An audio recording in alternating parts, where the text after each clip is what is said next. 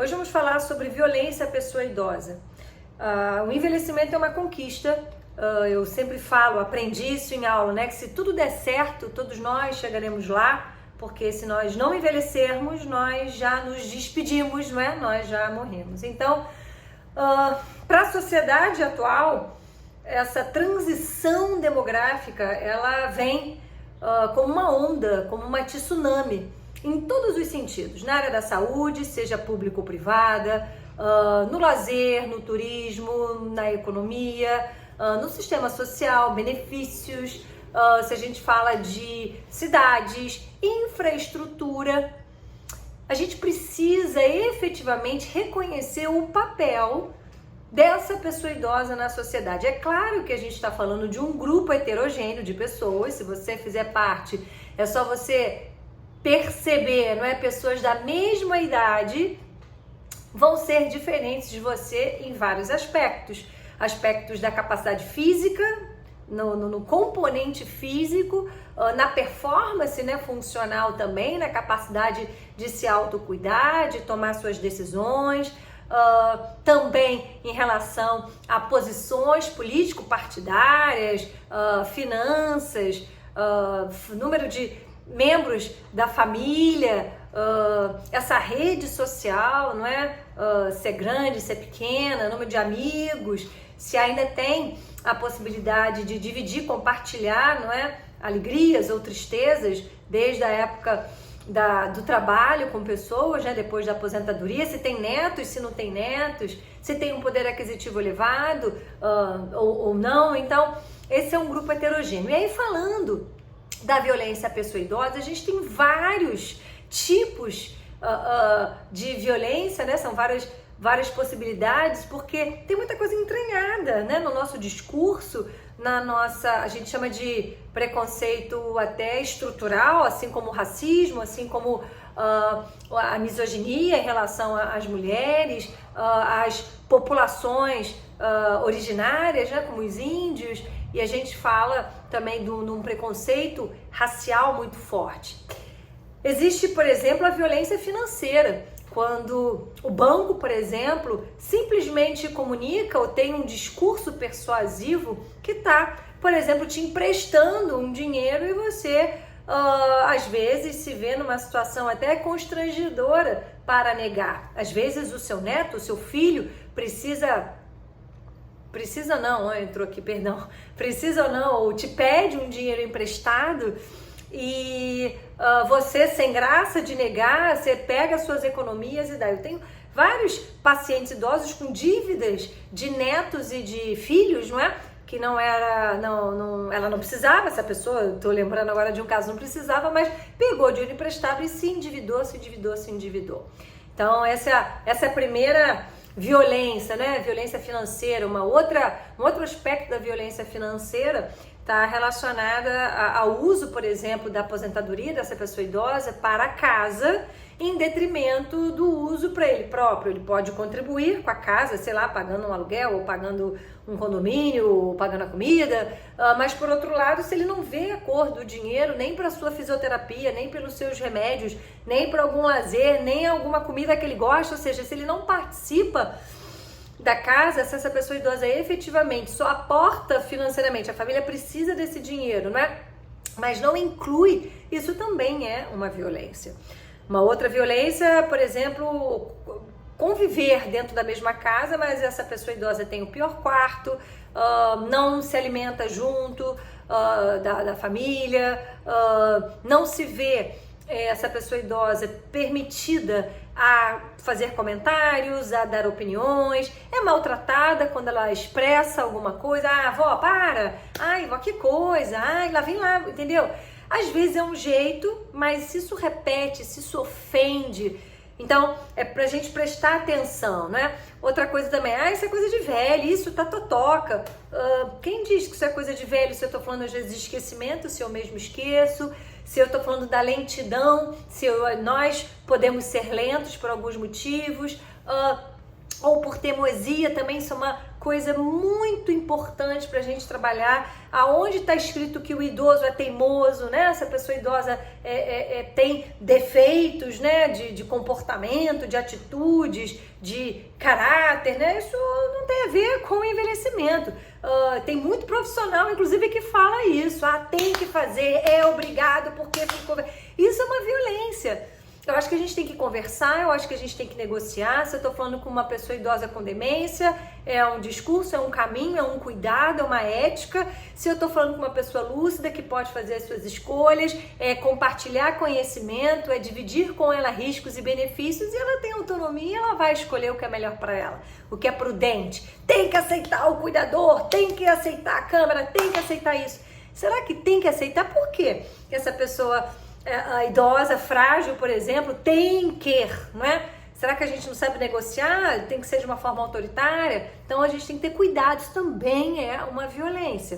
A violência ela não é só física, não é física, essa violência psíquica, essa forma de pressionar, de persuadir, de chantagear. Isso também é uma violência, não é? Anda rápido, estamos atrasados, molenga. Será que essa forma de lidar com a pessoa? Suja tudo, não vou te levar mais para o restaurante não vai mais sair para o cinema não, ronca. Isso realmente é com uma pessoa idosa? Será que não são características, né, de outras pessoas também, independente da idade? A gente acaba jogando a pedra.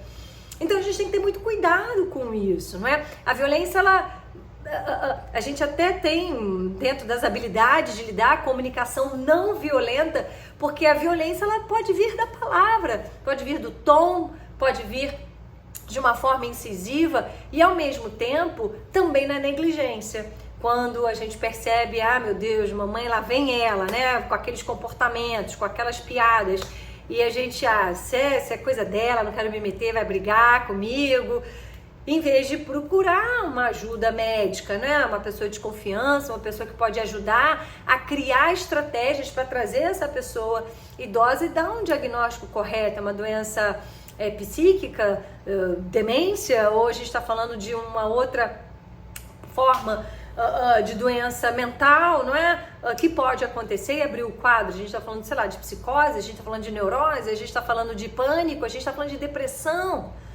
Então, a ansiedade, né? Enfim, a gente está lidando com uma pessoa que pode abrir um quadro de uma doença mental e não necessariamente ser uma demência. Então, a violência à pessoa idosa, a gente precisa encarar ela de frente, uma vez que a nossa sociedade ainda não está preparada na sua infraestrutura para lidar com a pessoa idosa. Por isso que tem a delegacia da pessoa idosa. E é interessante, prioridade, claro, e agora cada vez mais prioridade até acima dos 80, 85, dos mais idosos. E é interessante que a violência ela não está associada à escolaridade, muito menos condições sociofinanceiras, né, socioeconômicas. A gente vê violência desde uma pessoa considerada, né, aí numa classe menos favorecida até classes mais altas, não é? Recentemente aqui no Rio, uma filha roubando as obras de arte da mãe, uma fortuna, não é? A mãe, não sei, não me lembro muito bem, não sei se tinha demência, já tinha morrido, mas a filha fez um acompanhamento dessa mãe enquanto viva, meio que num cárcere privado, no impedimento que ela assumisse, né, algumas decisões no banco, por exemplo. Então, não é porque a pessoa idosa passou dos 60, 70, 90 que não pode lidar, por exemplo, com dinheiro, se assim ela puder, se assim ela tiver capacidade funcional, principalmente juízo de valor, né, capacidade cognitiva para tal. Então, esse vídeo é mais uma reflexão, porque vamos chegar lá, isso é uma questão de tempo, de meses, de anos, né, de décadas, mas precisamos falar de uma forma madura em relação à violência à pessoa idosa para evitar, por exemplo, notícias como foi de semana passada. Eu estou falando hoje aqui, dia 22 de abril de 2024, e nós ficamos estarrecidos aqui no Rio de Janeiro, uma familiar levando um senhor morto no banco para pegar empréstimo, né, pedindo para ele assinar, ou ela achando que o gerente do banco, né, a pessoa poderia dizer, não, pode assinar por ele. Então, assim, a gente precisa entender um pouco esse meio, precisa entender um pouquinho a estrutura familiar, não julgar, mas tá tá atento, né? Essa violência, por exemplo, que muitos acham que acontece, a pessoa idosa com demência gritando, eu tô presa, meu filho, isso às vezes é a demência, e ela coloca isso como um sofrimento de violência, e já aconteceu, né? Familiares, né, que eu acompanhava, a vizinha assustando, chamou o Ministério Público, foi lá tentar notificar essa família. A família, olha, não, tá tudo certo, olha, tem cuidador, tem câmera aqui, ninguém maltrata, ela tem demência, a gente está ajustando medicação. Olha só que loucura, né? Olha só como a gente precisa ter muito cuidado e entender as nuances. Uma outra questão também relacionada à violência, os síndicos hoje em dia, não é, de prédios grandes, das grandes cidades, eles precisam estar bastante atentos. Esses idosos que moram sozinhos, muitas vezes afastados dos seus filhos, se eles caem, né? Lá no meu prédio, por exemplo, uma pessoa idosa se jogou, né? Uma história triste, e não é uma questão só de responsabilização, né? De responsabilidade, né? Porque no suicídio, por exemplo, vem a polícia, vai ter que, né, fazer lá a perícia, sei lá, sem testemunha, mas é importante que o síndico e os porteiros, por exemplo, identifiquem essas pessoas idosas que moram sozinhas, quem são, sei lá, pessoas familiares ou amigas mais próximas para dar algum auxílio, se houver, por exemplo, uma queda, uma conta não paga, algum ajuste financeiro, né, idas ao banco, sacar um dinheiro. Antigamente se usava muito cheque, hoje basicamente é cartão. Eu tenho dificuldade para ir lá pegar dinheiro, botar meu dedinho e tal, e fazer lá a senha. Imagine uma pessoa idosa que não está nesse tempo moderno da tecnologia.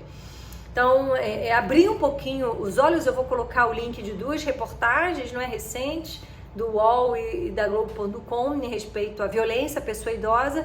E a gente precisa estar atento para, primeiro, não repetir de uma forma desatenta, né, jargões de violência. A gente precisa estar atento para tentar coibir presenças de cena, a presença de cenas, né, de violência ao nosso redor, e denunciar a polícia, denunciar ao Ministério Público, porque a gente não pode tolerar a violência, qualquer uma. Aqui especificamente, diante da minha área, que é geriatria, diante da pessoa idosa.